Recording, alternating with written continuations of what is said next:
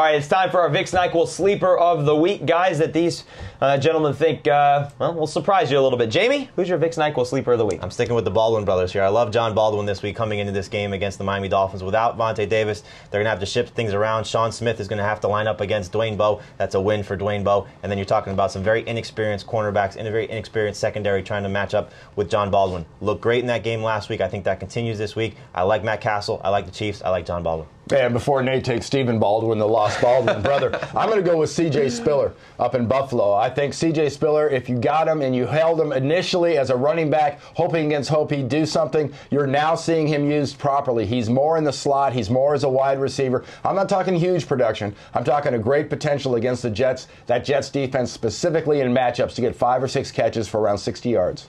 And for me, it is Brent Selleck, the tight end from Philadelphia. It's like it's a couple years ago when the guy was a top 5 fantasy tight end.